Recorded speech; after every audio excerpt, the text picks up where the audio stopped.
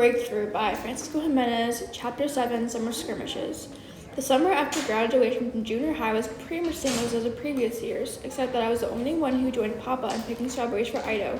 Roberto came only on Saturdays and Sundays because he worked full-time as a janitor for the Santa Maria School District. I looked forward to weekends when my brother, Papa, and I worked together. Roberto and I always found ways to have fun. We raced to see who could pick faster and fill more crates. He was a much faster picker than I was. I lost every time, except my Papa helped me. Whenever Papa and I picked side by side, he handed me handfuls of strawberries.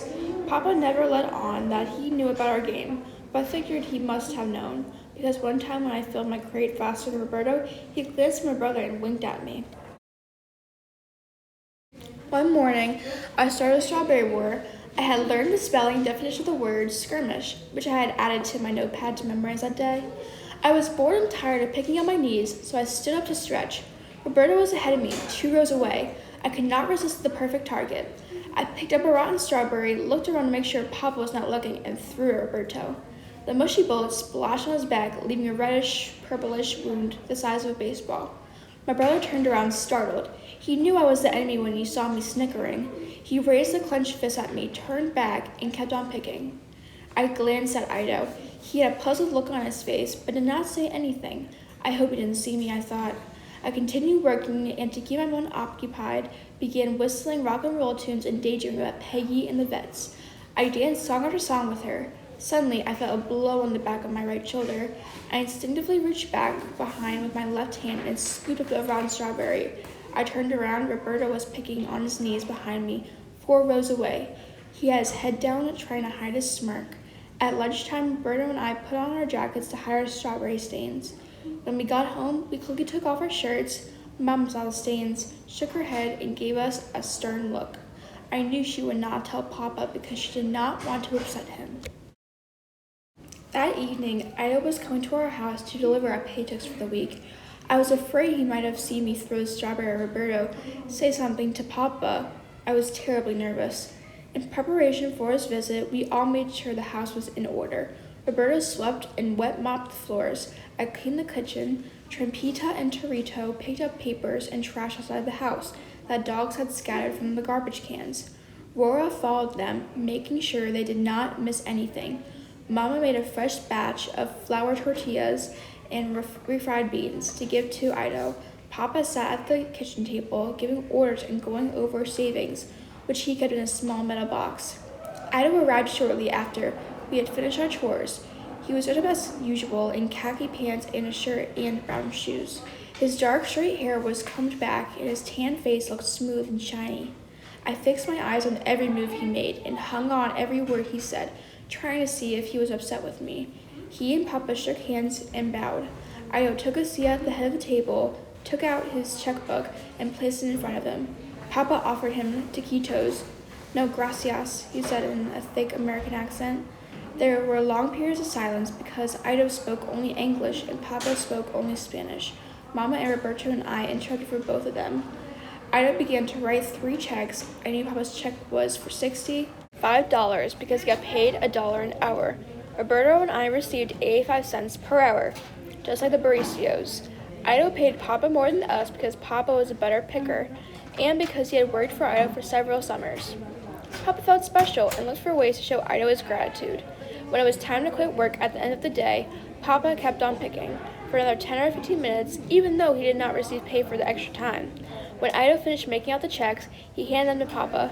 Pre grand tel, si queer algo par tomorrow, Papa said, bowing his head and smiling.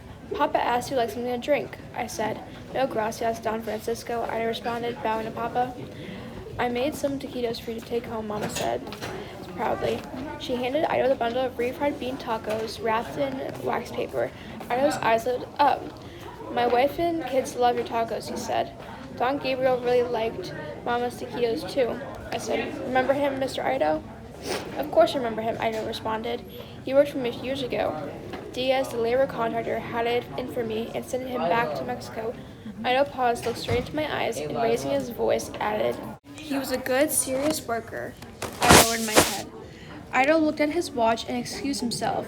Papa and Mama walked him to the door. I followed behind. He got in his pickup truck, waved, and said, chuckling, You have a good arm, Panchito. I blushed and looked away. What did he say? Papa asked. He said Panchito was a good worker, Mama responded, coming to my rescue. I looked up at Mama and smiled sheepishly. On weekdays after work, Roberto and I regularly went to the city dump with Trampita and Torito to look for discarded treasures like wood, paint, and broken toys. On one of our trips, I found an old copy of Dr. Dolittle. I tried reading 5 pages every evening, but often I was too tired to concentrate and did not understand what I read. Other times, my younger brothers played kick the can in front of our barrack and tried to get me to play with them. I refused because Carlos, a bully, never allowed my friend Manuelito to play too. Roberto did not play games aside with the boys. Papa said he was too good to play sports, so he worked on his car. He kept it spotless and shiny. Sometimes Trampita and I watched tadpoles and little fish in the nearby reservoir. Trampita came up with a plan one day to catch fish and sell them for a nickel apiece to kids in our neighborhood. It took us a few evenings after work to finish the project. The first day, we made a trip to the city dump to look for empty glass jars to put the fish in and for materials to build a stand. We found old splintered boards, 2x4s, and cardboard. The following evening, we began construction under the watchful eye of Carlos and his 2 friends who played all day. They seemed fascinated by our skills. We cleaned the wood, pulling out rusty nails and rubbing the boards together to smooth out the splinters. The third day, Roberto helped us build a stand. We then covered it with cardboard and hung a sign that read, "Goldfish, 5 cents each." The next step was to catch fish. We walked to the reservoir, which looked like a barren hill. It was at the edge of the 2-lane road leading to Santa Maria and about a quarter mile from Bonatti Ranch. An old lonely pepper tree stood guard next to it. Its lower branches slumped to the ground, bent from the weight of the kids who swung on them, playing cowboys and Indians. Trampina yanked off 2 of its broken branches and gave me one, carrying the branch in one hand and an empty coffee can and a glass jar in the other. We stepped back a few yards from the base of the reservoir to gain speed and ran up to the top, which was about 5 feet wide all around. We took off our shoes, rolled up our pants, and carefully slid down the crater to the edge of the water. Using our branches, we cleared the algae and removed empty beer bottles, crushed cans, and paper. We threw in tortilla bits, trying to attract the little gray fish and goldfish that hid under the murky waters. Hundreds of tadpoles squirted around, but no fish. We waited and waited, nothing. That evening, we went home empty-handed and disappointed. But we did not give up. The next day, we returned to the same spot. We sprinkled the clearing with fresh tortilla bits, and I waited. I kissed my St. Christopher medal. The croaking thunder frogs broke the silence, and within a few seconds, a swarm of tadpoles followed by a pair of goldfish filled the clearing. I could feel my heart thumping and thumping faster and faster. I gently put the can in the water and quickly scooped it up, catching one of the fish and several tadpoles. "I got one," I yelled out. Trampita darted over excitedly. He put his hands in the can and carefully grabbed the tiny goldfish and put it in the jar. Holding the container steady, we climbed back up to the top and placed it on the ground. We lay on our stomachs facing each other with the jar between our faces and watched the little fish swim rapidly up and down and around. My brother's face looked huge. He opened and closed his mouth rapidly, pretending to be a fish, and chuckled. I stuck out my tongue and made faces. We both burst out laughing. "We'd better catch a few more before it gets dark," I said, still laughing. We went back, caught 9 more fish, and skipped home, whistling. As we reached Bonatti's ranch and turned the corner, we ran to Carlos and his 2 friends. They were standing behind a large wooden box in front of my empty barrack. On the wall behind the stand was a sign, "Goldfish, 2 for 5 cents. From that day on, I spent more time struggling through Dr. Dolittle. Toward the end of the summer, when the peak of the strawberry season was over and when work was slow, Ido gave us Saturday afternoons off. Papa took advantage of one of those afternoons to try his new hair clippers on my younger brothers and me. He found the rusty pair at the city dump. The right handle was broken and a few teeth were missing. Papa oiled it and set up his barbershop in the shed, using an unstable wooden box as a chair. I was his first customer. I stripped to my waist and climbed to the box. Papa began to cut with his new tool. As he clipped, hair fell on my shoulders, pricking me like needles. I squirmed and wiped it off.